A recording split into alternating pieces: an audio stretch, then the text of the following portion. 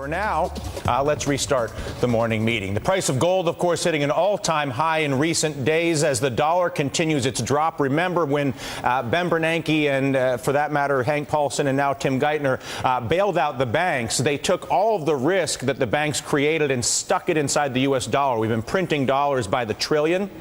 And so the dollar continues to become more and more worthless because we just print it. And the gold markets are rising very rapidly. There's a concern that the Arab states may try to eliminate oil altogether as dollars altogether as a currency for oil.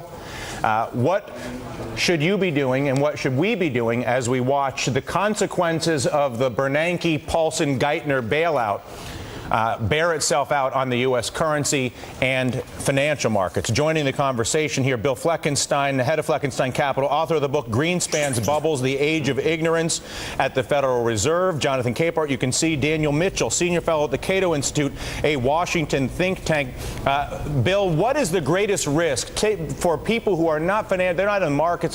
What is the greatest risk to this country and to American citizens of allowing the bailout and the money printing the way that we did, and now watching the currency start to erode faster and faster? Well, the greatest risk is that the green pieces of paper that we call money cease to be considered as any form of value. Historically, for thousands of years, paper currencies always lost their value because governments always, at some point, got out of hand. The consequences of the bailout to save the financial system that you just described, the net result for the average person at home is like this. Pretend everyone has a Monopoly game, and all that Monopoly money you can go out and spend, except for before you get to spend it, you get to add about 4 zeros to it. If everyone did that, then the value of the paper that we already call money would be worth less because more money was created.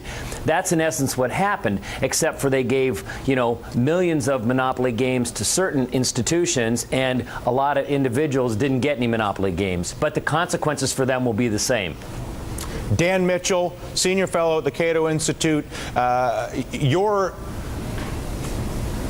thought as to the best course of action for policymakers trying to defend a very vulnerable currency that has now become the warehouse for all of the bad behavior on Wall Street over the past 10 years?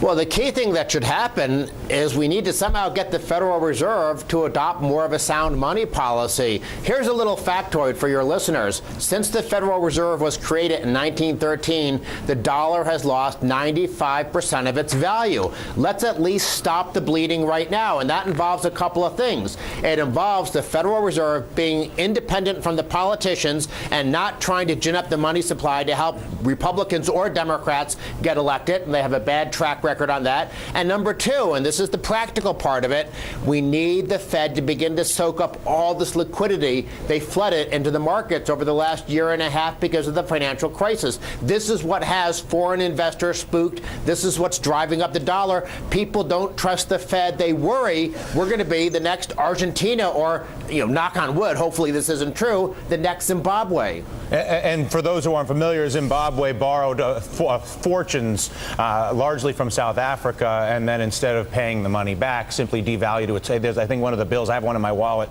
it's like a $100 billion note or something. You can basically pay back $1 trillion with 10 pieces of paper.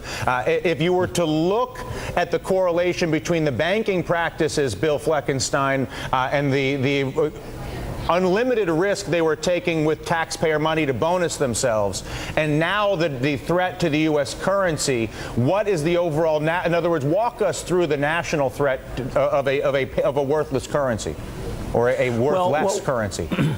What in essence happened was we were about to vaporize the financial institutions. So Geithner and Paulson and et al., decided to print a lot of money to bail out the financial institutions. This money that's been printed, as you mentioned, in the trillions, now is calling into question the soundness of the dollar and whether or not the Fed will ever mop up the liquidity. They, in all likelihood, won't. So what's going to happen at some point is the dollar will continue to weaken, and in all likelihood, and the risk is at some point, that weakness will preclude the Fed from trying to buy the treasuries that the government's issued. It's a tight little loop where the Federal Reserve is monetizing the debt issued by the Treasury, right, and the dollar is weak. At some point, we're going to have trouble funding these deficits, and we'll see higher interest rates forced on us by outsiders, and that'll cause a serious train wreck in the financial markets, though that may be some time off still. So the big risk is a huge spike in interest rates that has all the obvious impacts. You were going to say something quickly, Dan, then I got to go. Well, I was simply going to note that in Japan, where deficits and debt are a lot higher than what we have in America, they still have low inflation because their central bank isn't printing the extra money. That's the key thing. Don't print too much money. The Fed has to be responsible with hard money. Horses out of the barn, Dan. You know as well as I do, the horses out of the barn. The Fed's printing by the trillion. Right. No one's we bailed this whole thing out when Ben Bernanke said the limit for me is infinity to support the banks, and he went with the infinity bet, and it saved the financial markets and screwed the dollar. But we had that same problem in the 1970s, and it turned around under Reagan and Volcker. So just because we've made mistakes doesn't mean we can get back on the straight and narrow. And that's a critical point, and I'm glad you made it, Dan. There is another way. Thank you. Bill, thank you, Dan. Jonathan, we'll talk to you shortly.